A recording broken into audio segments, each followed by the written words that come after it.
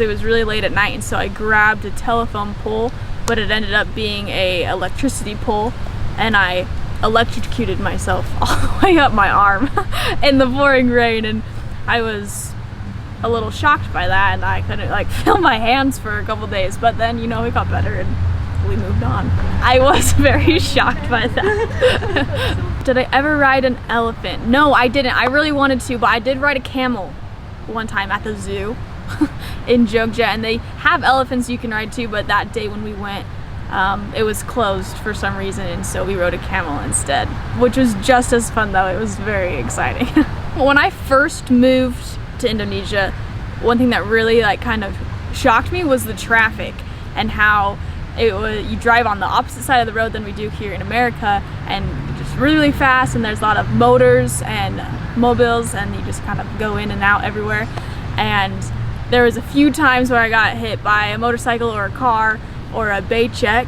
I was walking down the side of the road with one of my friends, and a car came and hit me on the side of my shoulder, and I like fell into the wall, and I said, oh my gosh, this place is crazy. But then, you know, I just learned how to live with the traffic, and it was great.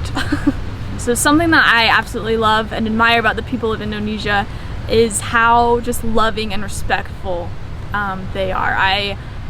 From the moment that I got there, they were so nice to me, and I didn't know the language, and so I was always confused and had no idea what they were trying to say to me or where I was trying to go, but they always were making sure that I was where I needed to be, and they were just so respectful. I would notice as I lived there longer and was able to become more part of their culture, I could see just how loving and caring they are to their families, especially to like their grandparents and their parents, and just how respectful they are to everybody. And I really admire like their different customs that they have of just being kind to everyone and just making sure that people feel welcome. One crazy experience that I had with food was I was eating with a group of people at a restaurant, and they brought out the head of a chicken, and I had never had that before, since here in America we don't really eat all of the parts of the chicken, and so they're like, oh, you need to eat this chicken head, and I said, are you sure? And so I just put the whole thing in my mouth and tried to eat the tongue and the neck and stuff, and it was really interesting. It actually wasn't that bad though. I kind of ended up liking it, but just the idea at first of a chicken head was kind of alarming to me. So when I had first arrived, I'd been in the country for maybe 2 weeks, and I was still really jet lagged because we were about a 13 or 14 hour time difference, and I'd never left America before, so I was really, really tired. And me and my friend, we were working all day. It was really hot, it was hard, and this one night I got up in the middle of the night to use the restroom, and as I was coming back out of the bathroom to go back into the bedroom, I just like passed out from exhaustion, and I hit my head smack on the tile floor in the kitchen, which was really, really hard, and I hit my arm on the fridge, and I knocked myself out in the kitchen. Oh, I'm sorry. Knocked myself out in the kitchen, and then I woke up a couple minutes later, and I didn't even remember that I was in Indonesia. And so a few days later, I was still not feeling very good, and ultimately started to throw up blood, so my friend took me to the hospital, which was very scary for me because I still did not know the language, and so these doctors are asking me all these questions, and I am not understanding anything. I said, I don't know. I'm sorry.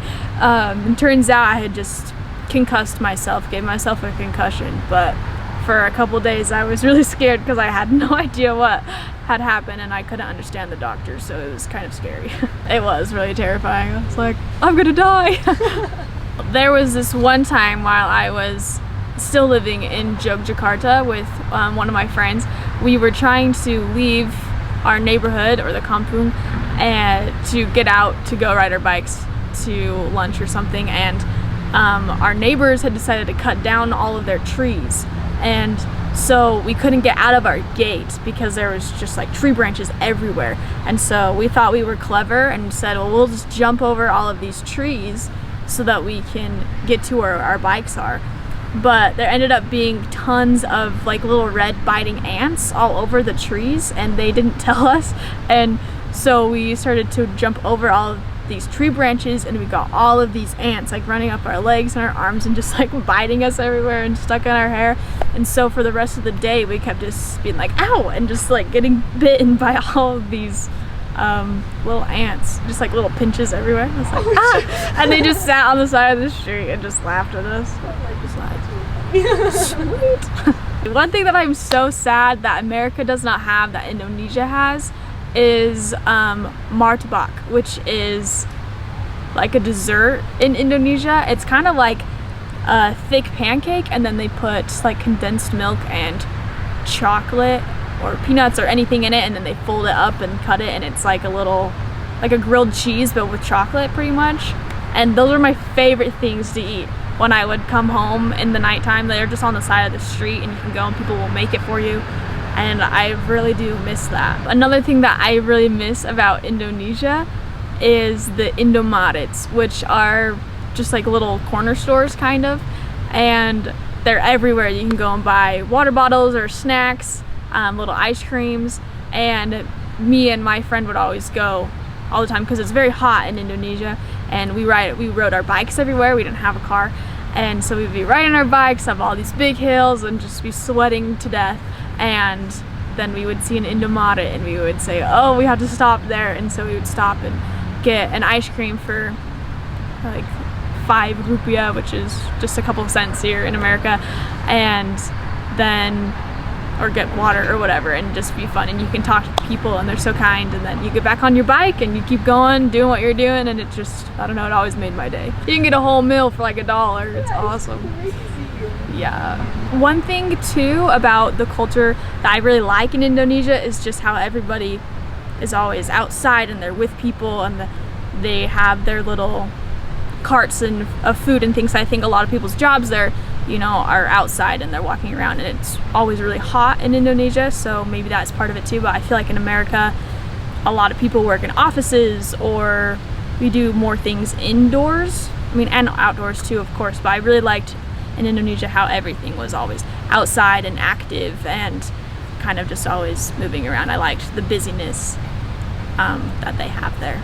Some cultural differences, I think, from Indonesia and America. Indonesia, especially Jogja, I lived there the longest. They have a lot of traditions, I think, that go back a super long time. They have a certain kind of dress wear and hats and a different kind of style, where in America I don't really see that a whole lot of traditions that go back so far, maybe because, you know, we were founded way after Indonesia. But I think that's one thing that you can just see their roots go down so deep, and they have all these traditions and things that they do always that, you know, they never miss. As in America, I feel like we don't always, you know, like we make our own traditions with our families, as in like the country has grounded traditions that they use. One thing that I think is really interesting about Indonesia, I lived in Yogyakarta for about 6 months or so, and we went to visit the Borobudur temples, and there's a lot of school children and different people there, and me being kind of standing out, not from Indonesia, they wanted to take a lot of pictures with me and some of my friends. And so instead of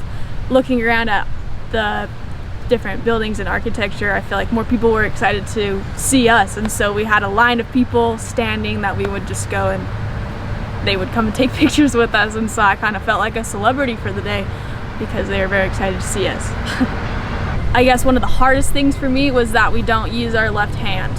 You know, when you give money or anything, using your left hand is offensive, right? Because this is kind of like your dirty hand, and so it's always more proper and more respectful to use your right hand. And for me, I had never really thought of that before, since in America that isn't really quite a big of a deal. And so I really struggled sometimes. I would give money with my left hand and then be like, oh no, I'm so sorry, and then I had to switch it to my right hand. And they were always really nice about it because they knew that I was just learning. But I think that definitely took me a long time to get that into my head, that I shouldn't use my left hand.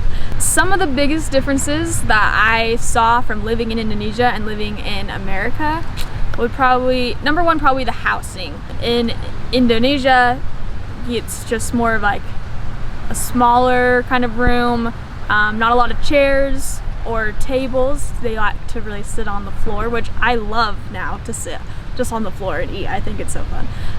But opposed to America, I feel like a lot of people have like couches and really big tables and things that they like to sit on to relax, whereas in Indonesia it's kind of like you just sit on the ground. And also the shower situation is a little bit different. In Indonesia, you know, it's a lot of bucket showers. Yeah, just you kind of just stand there and just get yourself wet. As in America, we have like hot water and like a shower head, which I thought was kind of interesting. Both good, you know, in their own ways. So probably just like the living situation for sure is a little bit different. The routine of the countries are very different too. Kind of how I said before, how Indonesians, you know, they're always outside, they're working, there's lots of rice fields, or they're selling things in their like little carts that they walk around in. As in America, you know, it's more of like organizations, I feel like, with buildings and different businesses, which kind of gives you like a different feel of that. But the difference in transportation that I saw, I feel like in America, a lot of people just drive cars, like they have their own car. They have bus systems here too, but I don't feel like they're used as much as in Indonesia, because in Indonesia they have the busway, which especially in Jakarta, when it links kind of everything together, and a lot of people just ride the bus because they don't have as much like parking spaces, I feel like, as in America. And a lot of people have motorcycles to help you zip through traffic more, which I saw. And people have cars too, but I feel like they favor either the motorcycles or the busway more. As in America, we just take cars. For me, learning the language, learning Indonesian, it was kind of hard. Obviously, a lot of people are always say, oh, it's easy, don't worry, like you'll get it. And I ultimately did, but the beginning was really hard. I lived just with one other girl, and she was from Timor-Leste, so she only spoke Indonesian and she didn't know any English, and I didn't know any Indonesian. And so for about 3 months it was just us together, and we would take out our phones and put on Google Translate, and we would just type to each other, because I said I have no idea what anybody is saying, and she didn't know what I was saying. So we both, you know, we tried to communicate the best that we could. And so it took a little while for me to try to understand it, and I had before previously learned the language for about a month and a half, or tried to, but when I got there, everybody's accents and the way that they strung their words together, I don't know why, it was so hard for me to understand. And so people would try to talk to me and I'd be like, what? I don't know. But I just tried to read books that were in Indonesian, and just by talking to my friend that I lived with, I was able to better learn the language, and now I know it fairly well, I guess, but it did take a little while and a lot of funny situations where people said something to me and I had absolutely no idea what they said to me at all, and I just stood there like, I have no idea what you're saying, and they probably thought I was the biggest idiot, but that's okay because I did finally learn the language. My favorite meal is probably, it's called nasi goreng, or in English, fried rice. Everywhere in all the cities I served in, you could get it off the side of the street, and it's so good, and just the people there just make it. And you know, they always have like kind of like spin on it with their spices and different things they throw in there, but I think it's definitely one of my favorites. A lot of food in Indonesia is really spicy. For me, I'm not that strong, but I did like trying all the different spices and the different kind of combinations of foods. I really liked ayam geprek also, which is like spicy chicken, when I was strong enough to stomach it.